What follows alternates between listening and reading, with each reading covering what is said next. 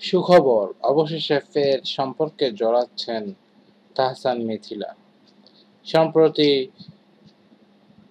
ফেসবুকে এবং বিভিন্ন গণমাধ্যমে জানা যায় তাহসান মিথিলা ডিভোর্সের কথা। গত বৃহস্পতিবার দুপুরে তাহসানেরও দেওয়া বিবাহ বিচ্ছেদের সেই পোস্ট এখন উধাও হয়ে গিয়েছে।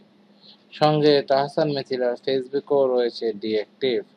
খোঁজ নিয়ে জানা গেছে বিবাহ বিচ্ছেদের ওই পোস্টের কারণে ব্যাপক সমালোচনার মুখে পড়ে তারা পোস্টটি ডিলিট করে দিয়েছে। কয়েক ঘন্টার মধ্যেই পোস্টে ১১,০০০-এরও বেশি মন্তব্য আসে। ১২,০০০-এরও বেশি মানুষ পোস্টটি শেয়ার করে নিজেদের মন্তব্য জানান। এতে ভক্তদের কাছে অনেকটাই ইমেজ সংকটে পড়েন তাহসান নিজেই। তাই বিবাহ বিচ্ছেদে সেই পোস্ট সরিয়ে নিতে বাধ্য হন তিনি। তাহসান ও মিথিলা বৃহস্পতিবার দুপুরে যৌথভাবে এক ফেসবুক বার্তায় জানান, কয়েক মাস ধরে নিজেদের মধ্যকার দ্বন্দ্ব ও মতবিরোধ নিরসনের চেষ্টার পর আমরা সিদ্ধান্ত নিয়েছি সামাজিক চাপে একটা সম্পর্ক ধরে রাখার চেয়ে আমাদের আলাদা হয়ে যাওয়াটাই মঙ্গলজনক। এরপর ওই দিন সন্ধ্যায় প্রথম আলোকে মিথিলা জানান, তাদের বিবাহ বিচ্ছেদ হয়েছে এ বছরের মে মাসে।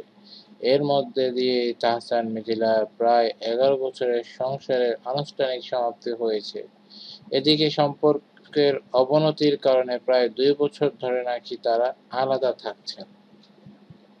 বিবাহ বিচ্ছেদের কারণ প্রসঙ্গে মিথিলা বলেন, তাহসানের সঙ্গে মে মাসে বিবাহ বিচ্ছেদের সব আইনি প্রক্রিয়া সম্পন্ন হয়েছে। ঘটনাটি সবাইকে জানানোর জন্য আরেকটু সময় নিতে চেয়েছিলাম। কারণ এত বড় কষ্টের খবর সবাইকে জানানোর মতো মানসিক প্রস্তুতি আমাদের ছিল না। কিন্তু কিছু অনলাইন নিউজ পোর্টাল মন গড়া ও আজেবাজে খবর প্রকাশ করায় ফেসবুকে এই সময়টাতেই বিচ্ছেদের কথা প্রকাশ করেছি।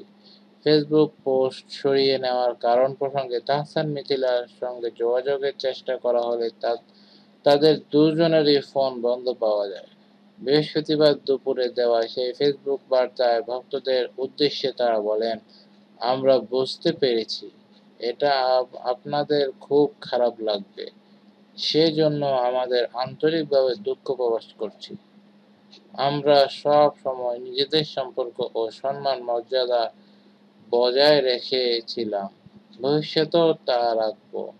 আশা করি আপনারা আমাদের পাশেই থাকবেন। ২০০৬ সালের ৩রা আগস্ট বিবাহ বন্ধনে আবদ্ধ হন তাহসান মিথিলা। তাদের একমাত্র সন্তান আয়রা তাহরিম খানের জন্ম হয় ২০১৩ সালের ৩০শে এপ্রিল। ধন্যবাদ সবাইকে। নিত্য নতুন এরকম আরও খবর পেতে আমাদের চ্যানেলটি সাবস্ক্রাইব করে আমাদের সাথেই থাকুন এবং এই নিউজটি ভালো লাগলে প্লিজ লাইক, কমেন্ট ও শেয়ার করবেন এবং কোনো কিছু জানার থাকলে বা আমাদের নিউজটি কেমন লেগেছে তা অবশ্যই কমেন্ট করে জানিয়ে দিবেন। ধন্যবাদ সবাইকে।